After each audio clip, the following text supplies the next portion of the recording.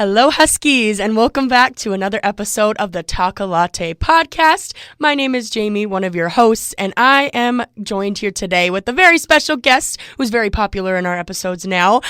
Special guest, if you'd like to introduce yourself. Well, thank you for the warm welcome. My name is Machel Borsum. I am the manager of International Student and Scholar Services here at Michigan Tech, with my primary focus being on international employment, especially the topic today. Yes. OPT. Very, very popular topic. So we are dedicating this whole episode to all things OPT as well as STEM OPT, because I know we get a lot of questions when people are applying, but as well as when people start. I think it was last spring, we had a student that just checked in, came in the next week and was like, so about OPT. And I'm like, you're a little bit ahead. Yes. But I know it's exciting for people. So, like you said, OPT, optional practical training. What is OPT? So OPT is a F1 visa perk. So as you know, an F1 visa is for studying, but they do have perks, which is, for instance, CPT, curricular practical training, and then that is done before they graduate. And then OPT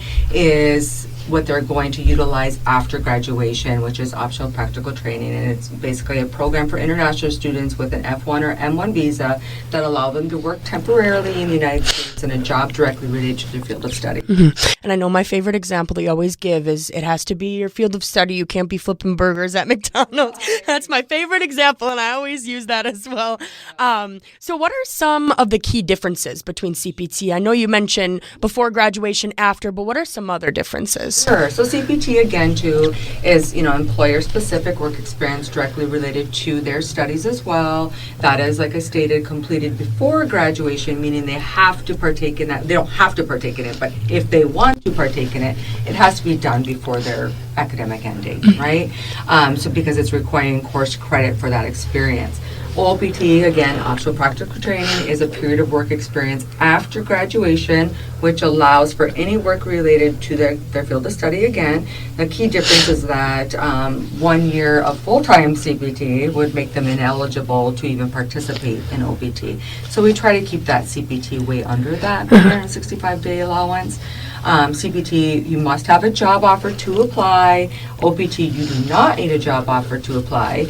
CPT is done within Michigan Tech House, right? So it's a collaboration of Career Services, Registrar's Office, and IPS, where OPT is a process where it's done with Michigan Tech, me as the DSO authorizing it, but then sending that application into the government for authorization. Mm-hmm. So they are the ones that make that approval. Right. Awesome. Right. And it takes a lot longer. Yeah, right. CPT's pretty quick. Yeah. Maybe 2 to 3 weeks authorization between all the different departments at Michigan Tech. And then OPT, though, can take 90 days or longer by the government. Right.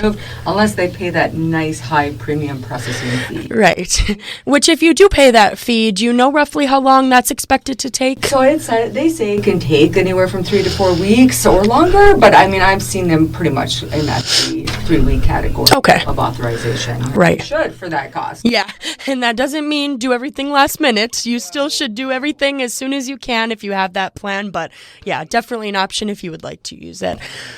So in terms of CPT, we talked about CPT and being on an academic semester basis, but for OPT now, since we're switching gears, what is the duration of OPT? Great question. So the first initial phase of OPT is for 12 months, right? So that's the initial OPT is what we like to call it, the 12-month OPT. So they are eligible to work for 12 months on the regular optional practical training. Now, if they're in a STEM field, which is obviously science, technology, engineering, or math, they qualify for an additional 24-month extension of that OPT for a total of 3 years. Optional practical training. Mm-hmm. So depending on your major, you could have up to those 3 years. But so what you're saying is kind of everyone is guaranteed that 12 months, if approved, obviously, by USCIS. And I know another question that we get every once in a while is the difference between pre-completion and post-completion OPTs. So what do we see more often, and what is the difference between those two? Oh, so I hate pre-completion. So let me explain why. So we rarely, and I think I have been in IPS for over 11 years, and I've only processed one. And the reason being, a little background here, pre-completion OPT allows F1 students to work off-campus, part-time or full-time, before their program officially ends. But while post-completion OPT allows you for part-time or full-time work, post-completion offers it for after, right? So pre-completion is you technically can do it, but we'd rather see you do a CPT. Right. And the reason being is that pre-completion OPT, however many months you do of it, takes away from your 12-month OPT. So if you do, 3 months of pre-completion OPT, your 12-month OPT is subtract those 3 months, right? And that can be a problem down the road with employers when you go to apply for your regular, OPT for after graduation, and they're like, wait, what? You only have 9 months of OPT, right? And so that one student that I authorized it for, he really fought to get a job then afterwards because he didn't have that full 12-month of OPT. Right. So we strongly discourage pre-completion OPT and push the students to do CPT. Right, especially being able to have that benefit of CPT, it would make more sense to avoid any additional stress. Pre-completion, they have to apply through the government. Right. There is no guarantee that they're even going to get that approval. And it's a waiting game again, and yeah, definitely. And so they have to pay. Yeah. So Right. it take 90 days. Yeah. To Right. be approved. So a lot of them will be like, well, I did 3 semesters of pre-completion or CPT, and so I want to do pre-completion. I'm like, you won't even have it approved by the time you need it if Right. you wanted to do it, because it can take 90 days or longer, just like regular OPT to be approved. Right. Yeah. Yes, again, I dislike it. I can tell. Don't do it. I mean, you can if you want, but wouldn't be recommended. Yes. So in terms of, the process for OPT, like we've mentioned, you apply with the government. USCIS is the one that makes that decision on whether or not you're approved.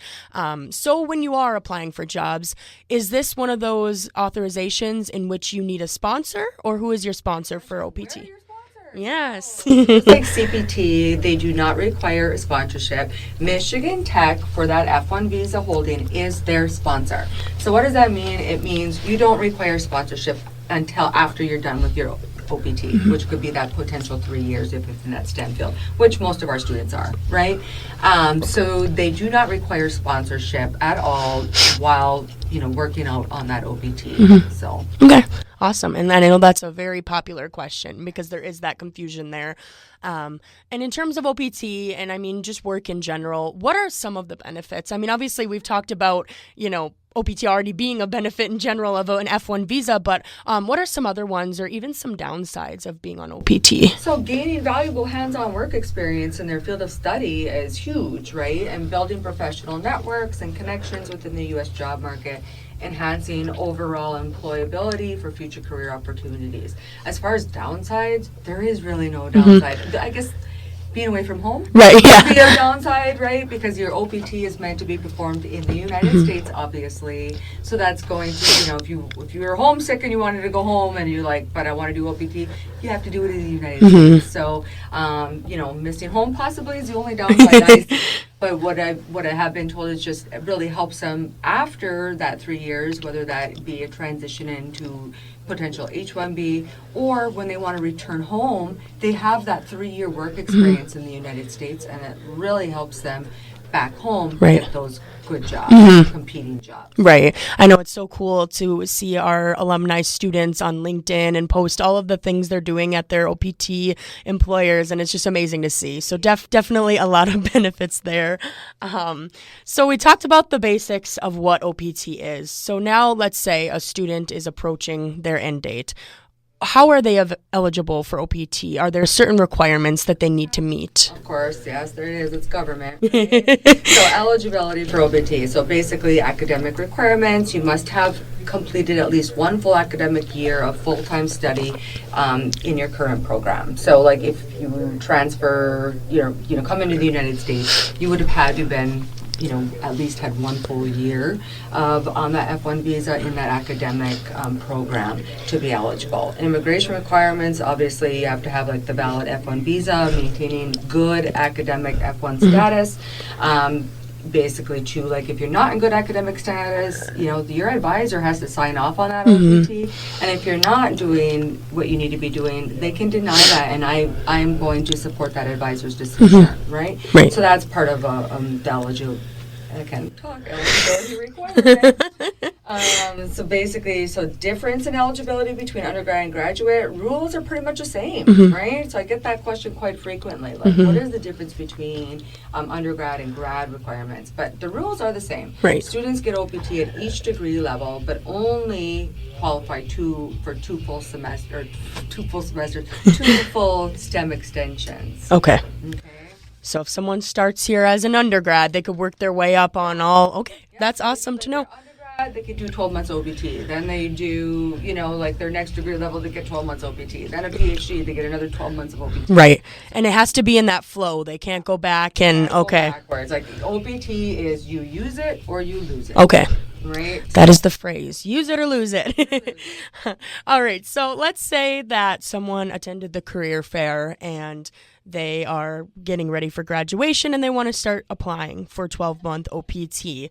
Where do they start? Whose responsibility is this to start this process? Theirs. It's theirs to start it, and everything they need to know is on the IPS website. I know it's there. I created it. So it's yes. details. Step by steps, yes. Right? So often I'll get students will email me like, Machel, I need to know about OPT, and I'm like, your very first step is to read the website. So I'll literally just copy and paste out the link, send them. After you read that, let me know if you have questions. Rarely do they have questions after they fully read it, right?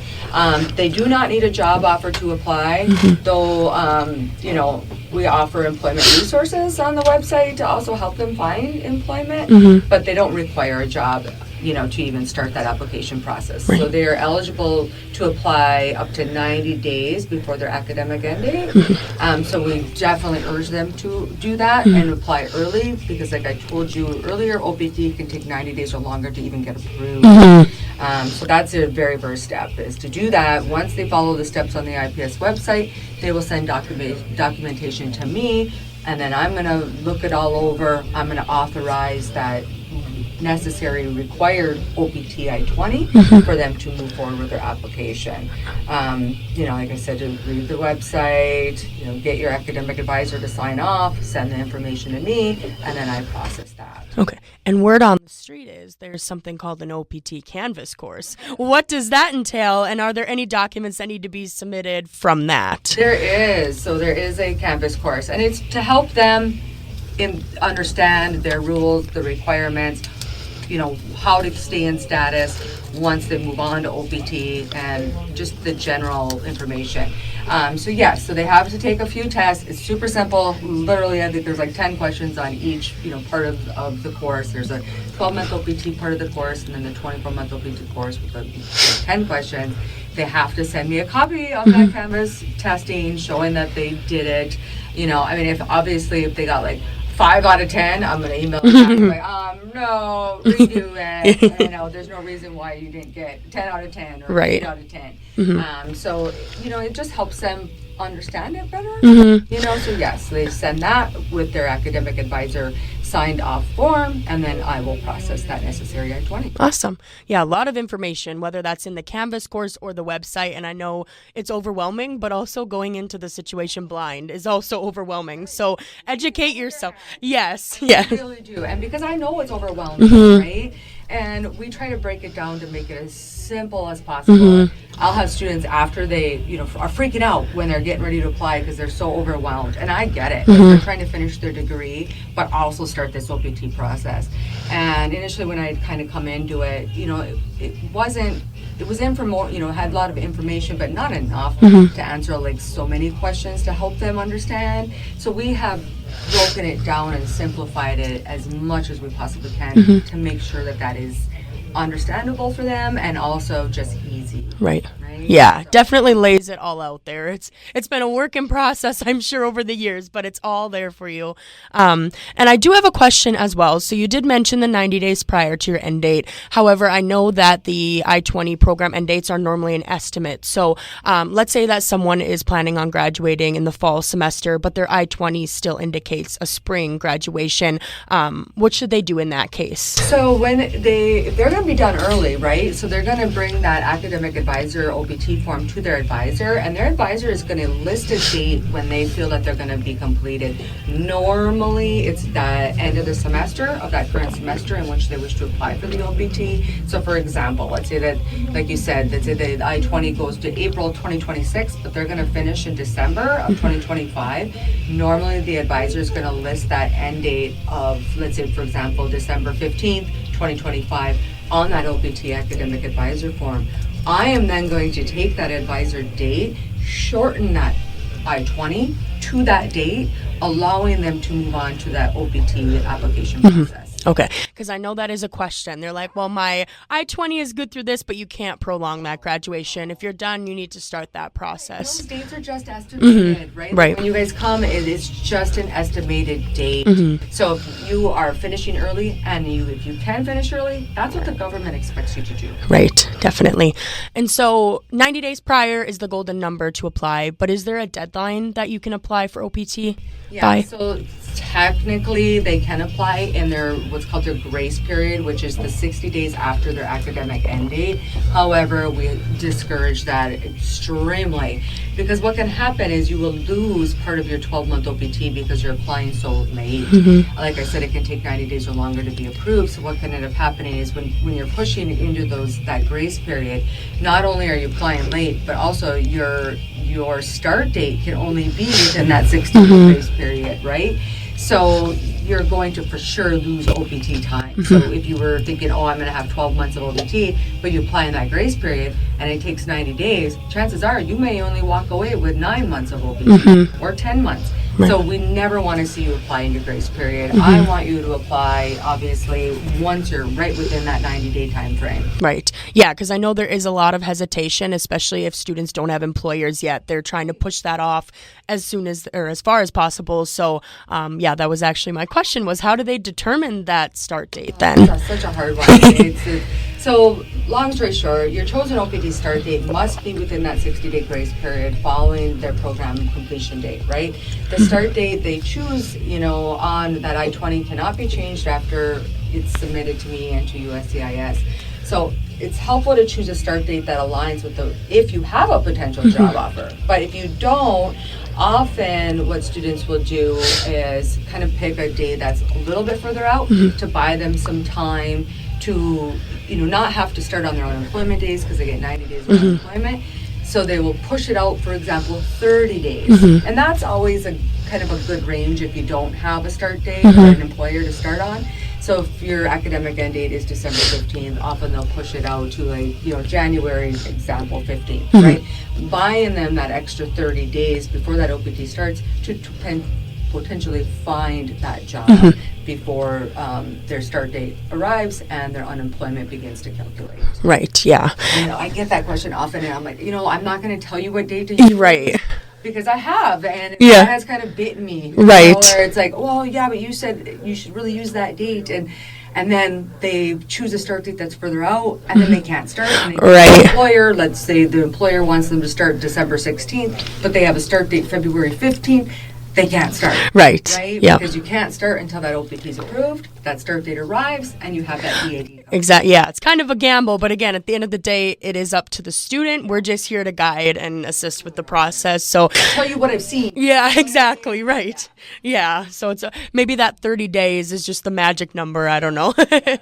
And you did mention too, if their EAD start date, they have it in hand, they don't have an employer yet. What are some ways in which they can avoid using up some of those unemployment dates? Because how many unemployment days are they allowed to have? So they get 90 unemployment days on their 12-month OPT, and then they get an additional 60 days on their 24-month OPT. So any of their 90 days that they get on their 12-month OPT, they don't lose them. They basically transfer over to their STEM extension if they're in the STEM fields for a total of about 150 days. But ways to kind of use or to prevent them from starting to calculate, for instance, is, they often can volunteer employment. So as long as it's their field of study. So they can, if they don't have a job lined up right away and that start date is approaching and they don't want to utilize those unemployment days, often what they'll do is they will, reach out to prospective employers or even different departments at Michigan Tech and volunteer employment within Michigan Tech or other employers, and that'll stop that unemployment from starting to accrue. Right. Yeah, which is a great benefit as well, that you don't have to use up those days, because you never know what'll happen if a company closes or there's layoffs. It's good to have that backup plan. Their goal: don't use them if you don't have to. Exactly right. Yes. So you already talked about processing times with USCIS, about being 90 days or longer, or maybe shorter, depending on if you purchase premium processing or not. But in IPS, since the first step is just that IPS internal processing, how long does that normally take? So I try to be what I call Jimmy John's fast. Freaky fast. I know you guys want to get it and get it done. However, it can take time. I guess the biggest thing to remember is I am working with all the international students who are already gone, right? And so there might be anywhere from 400 to 600 international students who are out on active OPT that I am also their DSO. Okay? Right. So with that being said, then every semester I have students at basically the same time applying for CPT and applying for new OPT for the 12-month and also applying for the 24-month STEM extension, all within the same time. So though I try to be extremely fast, I do say that it can take 5 to 7 business days for me to get you those directions and the necessary new I-20, and then also make you attend my mandatory OPT 101 session. So right. 5 to 7 business days is kind of typical, unless I'm sick or out on vacation. Right, which does happen, believe it or not. We do not work 24 hours a day. Right. Because we have our winter break coming. So if you wait and I'm not there, it's not good to wait to apply if your academic end date is ending in December. Right. And I'm going on vacation for winter break on the 19th of December. I'm gone. Right. I'm not going to process it when I'm out. Yeah. Right? So plan ahead, plan accordingly. Yes. So moving into some other additional just OPT information questions. So obviously we start the process. You get that OPT requested I-20, submit your application to USCIS. Once your OPT is approved with USCIS, what happens next? So, after that approval, again, like I said, it takes that 90 days or longer. You were going to get your EAD card and what's called your OPT receipt. You're going to submit copies of the OPT approved documents to IPS and follow the instructions given on adding employers, right? Because it is a 2-step process on how to add those employers. And if you don't provide that documentation to me on adding an employer, I don't know you're working, so you're working illegally. So I have to document all that stuff. So like I said, the first step is to give me copies of your documents so that IPS has them in our records. And then, if you have a job offer, we need to get it added. I cover this in great detail in the mandatory OPT Zoom session I was just talking about a few minutes ago. I make each student attend this Zoom to ensure they understand their responsibilities and how to maintain this OPT status. Because it can be a lot and they're overwhelmed. So I will break it down even further in these sessions with them to say, hey, this is the first step. This is your second step. Don't forget this. I highlight it. I bold it, I send it in every single email so it cannot be missed, right? Because they have to report this employment within a certain amount of time to me, and that's a governmental rule, not an IPS rule. So we really, really try hard to make sure that they fully understand what is required and of them regarding those OPT responsibilities after they leave campus. Right. Yeah, and there's definitely a lot of outlets for this information, so there's no reason not to know it. And also Google Forms, like you said, submitting those documents so we can not only ensure your I-20 is up to date in your CVIS record, but also you never know when the government will come auditing, maybe ask for documents, so we need to be sure that we have those as well in your record. Say, keep every I-20. So everything that goes for every I-20 that I give you for changing employers. If you change employers 20 times, I want you to keep every one of those I-20s. I always say make a I-20 box in your Gmail account, and every I-20 I send you, throw it in there so you have a copy of it. Yeah. And some additional OPT information questions. Can you travel while on OPT, and are there any requirements or additional documents that you should know about bringing?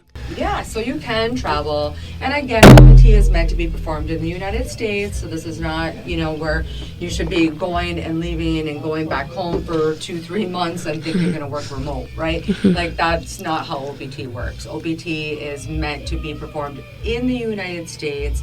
So if you choose to travel, and we get it, emergencies happen, and you have to go home. As long as your employer is allowing you to leave and like take a vacation or emergency leave, paid or unpaid, you are allowed to go and travel and do what you need to do. We don't advise staying, like I said, outside the country for an extenuated period of time. And as far as documentation goes, we always recommend taking your EAD card. Make sure your I-20 that I've given you has a travel signature on it. I-20 travel signatures are valid for 6 months on OPT versus the regular 12 month. I will always give you a travel signature on that I-20 every time I issue a new I-20, but you want to check it to make sure it's going to be valid when you're coming back in, right? So again, take that I-20, your EAD card, and if you have a job offer letter, take that with you. And again, just make sure that you're authorized from that employer. And another great question I always get about that is, so if I go home for, let's say 30 days or whatever's happening and you need to go home, you're getting married, anything, is that unemployment? No, because it's not unemployment, because your employer is authorizing that leave. So we wouldn't like start and stop it, you would just be on, just like me, paid vacation or unpaid vacation. Yeah, you're still working there. You're just not currently actively working. And in terms of travel as well, especially if people are applying for OPT in the fall semester, looking to start sometime in the spring, they might travel over the holidays to go back home. So what happens if someone's OPT is pending? Would you advise they travel home? Question, Jamie. So we don't advise traveling while any type of OPT is pending. And the reason being is when the students are coming back into the United States, basically when they are stopped by Customs and Border Patrol, their academic end date is listed on that front of that I-20. And so it's going to probably show, like, again, December 15th, 2025. And let's say they're coming back in January 5th, and so, Border Control is like, well, wait a minute, your academics have ended. What are you doing? You're coming back in. And they'll often, I always say, and I discuss this in the mandatory session as well, remain calm, calmly flip that second page and show that IPT is, that OPT is pending on that second page. But we always say, just don't, because why take that risk, right? Like, well, if you get detained, you could miss your next flight, or you may not get let back in. We don't know. We can never guarantee, you to come back into the States without any issues. Right. So we always just say, wait till it's approved, you have a copy, or you have your EAD card, and then you shouldn't have these issues. Right. But again, we can never guarantee. Yeah. Never guarantee it'll be fine, but if you can avoid any situation to reduce that risk, that would be best. And again, I know we mentioned it in our CPT episode as well, but just a reminder, you do need to update your address in your BandWeb account as well while you are on OPT. Some people think they're not taking classes anymore, they don't have to, but your record is still under our we're your sponsor. Yes, exactly. Which again, you don't need a sponsor. If an employer is asking if you need a sponsor when you're looking for your OPT positions, no, Michigan Tech is. You're your sponsor, but you do need to update that address, and you do that in that experience or BandWeb, whatever you want to call it now. Since right. But you don't do it anywhere like in your what we call the SEB portal is what it's called, which you're going to get access to after your OPT start date is right. You will only update that address in that experience, and then Jamie or Mariana or whoever in IPS is going to run a report from that, and then we update your CVS record. Right. Yeah, and it can take some time as well on our end to do that. So, I mean, if it's been a month and that's still not updated, your CVS address, definitely reach out. But if you just updated it and it's not automatic, someone is in the back trying to do all that. So, yes. We have other students. Yes. And again, with that being said, there might be 600 international students on an OPT who are updating their addresses, right? So that report can be long and lengthy. So yes. It's not just like, oh my God, you updated your address. I expect to see my SEB portal reflect that address tomorrow. Yeah, right. No, we are working with hundreds and hundreds and hundreds of students. Yeah. They're no longer here. Definitely. It takes time. Yeah. And moral of the story, as we're wrapping up 12-month transitioning into our STEM extension, where can a student find the information again on all things OPT? Yeah, so IPS website. So it's all on there. So you would go to the IPS website and you're going to find a detailed section for the 12-month OPT along with the 24-month STEM OPT. Mm-hmm. And as far as STEM OPT goes, if you are in that STEM field, you'll be eligible to apply for that 24-month STEM OPT once you are within 90 days of your 12-month OPT expiring, not before and not after. Like we talked about how they can apply in their grace period on their 12-month OPT. That is not an option as they transition to the 24-month Good to know. OPT. Right? They have to apply before that 12-month OPT expires, or else they're automatically ineligible. Okay.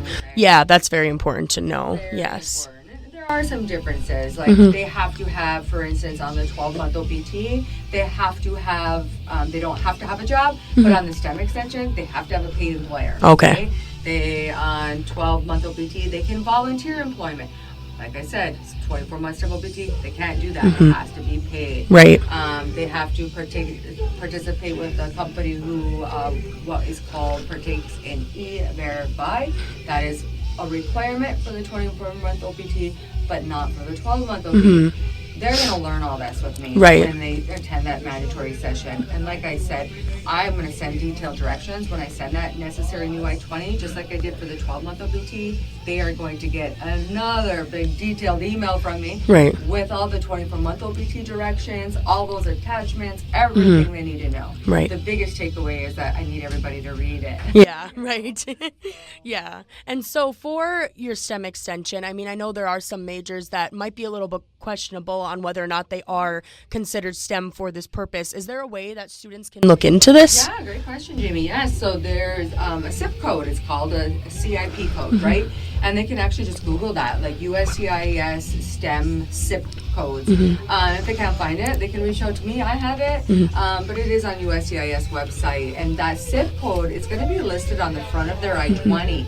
And it is a number. It's like, just for example, like I'm just going to throw out a number, 45-347, whatever, right? So that number is going to be on there, and it's going to collate with that SIP code STEM field. So to be able to take that code, look up on that form, and see if that SIP code is on that form. If it's not, and you think you're in a STEM field and it's not on that list, you need to get that changed before you apply for that 12-month OPT. Right. Because we have seen that happen where students are like, oh, well, I thought I was in a STEM, and come to find out they go to apply for the STEM extension, and I'm like, you're not in a STEM field. And they're like, but I was. And I'm like, but your I-20 was never changed, or you didn't change it. So it's important to mention that, as long as if a student does like a change of level or a program change, they need to get that I-20 updated yes before they apply for OPT.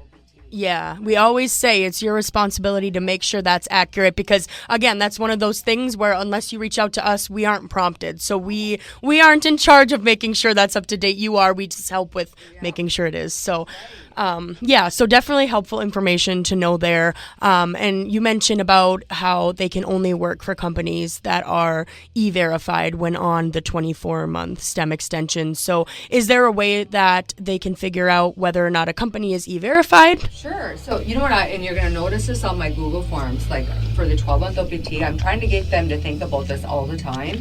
So in the Google form, one of the questions for even 12-month OPT is this employer E-verified? So I'm trying to get them to start thinking about that E-verify, right? Because I have had students go to apply for the STEM extension, then they find out, oh no, my employer doesn't participate in E-verify, and then they're scrambling to find a new job really quick.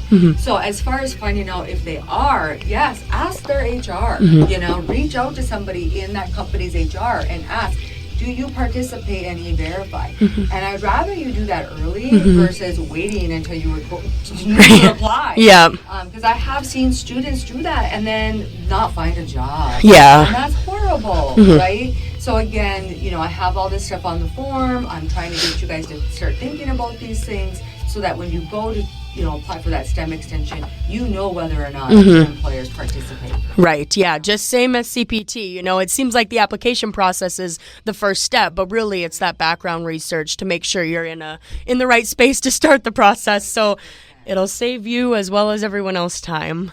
And you did mention, obviously, for how early they can start applying, that will be 90 days prior to that 12-month expiration date and not after at all. Is there any other additional steps for applying and getting that OPT requested I-20? And is there any documents that are different from 12-month OPT? Good question. So as far as starting, again, the whole process is going to come to me just like the 12-month OPT. You're going to need to fill out what's called an I-983 training plan for this STEM extension. And it's basically just kind of like a mentoring plan on how, this work pertains to their field of study. There's questions on it. And you can look at the example on the IPS website, step by step, again, filled out. So you don't even have to question what you need to fill out. So they supply that to me. I have to upload that directly into the USCIS governmental website so that when they do send in their OPT application, after I give them that necessary new OPT STEM requested I-20, they will send that to me, and then I upload it like I said. Then they will receive all the documentation that they need to apply, step-by-step directions, again, on everything that they're going to require to use to apply for that STEM extension. Right. It's pretty similar to the 12-month OPT application process, just a little bit different as far as that training plan goes. They don't have to do the Canvas course over again. They don't have to come and sit in a mandatory OPT session with me again. Right. They do need to read my email and the attachments to that email. Right. It's just that additional piece. And in terms of, while they're on this 12 months, are there any other updates during this time? I mean, obviously, if their job changes, the employer changes, things like that, that would need to be updated. But are there any check-ins that they have to do during the process? On 12-month OPT, no, there is not. I mean, unless if you said something changes with their employer, the employer name changes, their supervisor changes, the address changes, they leave that employer, start new employment, or they just lose their job. Like, all those pieces have to be reported to me, and I have to document it into the government website. But as far as, the other pieces go, STEM extension is a little bit different. They have to do a 6-month employment verification check-in with me every 6 months, even if nothing has changed. And again, we make it so simple. I send out friendly reminder emails. I send out, hey, you're due to report. And also, so does the government. The government is also going to email them and say, hey, make sure you check it with your DSO. I run a report in CBES and am constantly emailing these students who are due to report. They have to report every 6 months, even if nothing has changed. Right. And again, it is just a form they submit to me, and if something changed, I update it, I validate it in the government site, and then I email them and I let them know, hey, thank you, you're done. Again, mark your calendar for the next 6-month update. Right, yes. But as far as, the other pieces go, STEM extension is a little bit different. They keep those routine dates in mind. Yes. And I know we talked about in 12-month OPT as well, how there's that stressful situation of trying to figure out when your 12-month start date is. Is that a similar situation for STEM OPT? No, it's not. So the reason being is your STEM extension start date actually has to start the day after your 12-month OPT ends. So there is no changing that date. So like if their start date for if their end date is December 16th of 2025, their STEM extension start date will obviously be that following day of 2020, you know what I mean? So 2025, 2026, whatever the year is. But yeah, so it'll just be exactly the day after their 12-month OPT expires. Okay, good to know. And again, it's similar situations, but if someone loses their job while on STEM OPT, are there any differences there? What should they do to report? Can they volunteer to avoid, accruing unemployment? Unfortunately, no, they cannot volunteer. So because it has to be a paid employer at all times on STEM extension. That is the government requirement, not Michigan Tech, not IPS, governmental. So they can't volunteer. So that's unfortunate. But they can utilize their unemployment days. And like I say, I always say those unemployment days are gold. Like I said earlier, don't use them if you don't have to for that reason. Because you just never know if a company has huge layoffs or something just happens and you lose your job. So you can utilize those unemployment days, but you can't volunteer to stop them. Okay. So, and then yes, they have to report it to me, Awesome. And one more big topic that I'd like to mention, and I mean this goes for both 12-month and STEM extension, but that's the topic of fraudulent employment. What is this, and how is this handled, and how could this affect them and their status? Yeah, so fraudulent employment, I can say from a Michigan Tech standpoint, I've been doing this a long time, and our students are pretty good. We drill it into their mind frame right away that you cannot do this. They will get caught. So USCIS does do on-site visits, and fraudulent employment would be, for example, filling out the form to Michelle, the DSO, and lying that you have that employer and that you actually don't. The government knows. They check, right? So they check to see if that's a legit employer, if that EIN number is an employment, authorization number, and that is registered with the government. Taxes being taken out, different things. They know if it's fraudulent or if it's a real employer. So if they think that they're going to get away with that, they're not. So that's just a huge issue. But do we have it? No. But what I have seen is students try to pass off an employer in their field of study, and it's my job to say no, right? So I can deny employment. Like I can, and rarely do I do that because they give me really good information. But have I had students be like, this is a true story, I'm a fry engineer at McDonald's. Well, explain to me how a fry engineer has anything to do with mechanical engineering, right? So no, you're not going to sell food at McDonald's as a mechanical engineer. And I know I say that in my mandatory OPT session, everybody starts laughing. And that was a legit thing that somebody did fill out. So I'm like, no, and if I question it, if I'm going to question it, so is the government, right? So I'm going to send it back. And what will often happen is I'm going to reach out to our director, Christian, and be like, hey, this is what a student gave me for employment, information. Does this sound like it jives with you? And he'll be like, no, or yeah, or I'm going to do my research and be like, okay, so if I'm not 100% sure, I'm going to research it first before I come back and say, you know what, this isn't in your field of study, I can't authorize this. Or I'm going to give you a chance to rectify it. Like, get me a detailed job offer letter from that employer stating to me how that pertains, right? Like, you can't be like a title clerk at a used car dealership when you're an electrical engineer, right? Yeah. Like different things like that. So it all just depends. Like I have to read every single job description that comes to me. I have to make sure that it makes sense, because if I question it, I'm going to throw it back to them and say, the government's going to question this, so give me better information. Right. Yeah, and it might not be an immediate catch. It might be farther down the line, and that could end up causing problems. Status, right. So yeah. They take fraudulent employment serious. Right. Like, especially right now. And so it's just very imperative that you just follow the rules. Mm-hmm. Yes, definitely. And again, the website is Saving Grace. But otherwise, if there are questions that students have that are on the website, or they just have difficult situations they want to talk through, where can they reach out to you? Awesome. So I don't work on campus anymore. I do work fully remote. Reason being is there is just so many students out on OPT, so my inbox is quite full. So give me time to respond. The quickest is to email me at opt@mtu.edu. Like I said, I try to be really, really fast and get back to you, especially if I know it's an emergency. I'm going to do my best to get back to you. Or else I do offer OPT drop-in sessions every Tuesday. They are from 1 to 2. The information is on the IPS website, or they can email me and I can send them the link. And it is every Tuesday, unless for some reason I'm out sick or vacation or have other meetings, but rarely does that happen. So yes, I do have those open drop-in office hours, along with, if that doesn't work for them, I'm happy to set up a different time that does work. But normally, honestly, once they read the website, rarely do they have the questions. Yes. But again, that's what those sessions are for, because sometimes different things come up that they can't find on the website. And so that's why we offer those. Definitely. Yep. Well, again, thank you, Machel. Yes, thanks for having me. We appreciate it. Definitely, we appreciate all that you do for thanks. our students after graduation and OPT and all of that fun stuff. So thank you. Again, you can reach out to her at opt@mtu.edu if you have any questions. Otherwise, you can check our website. Definitely read. And we will see you next time, everyone, for another episode of the Talk a Latte podcast.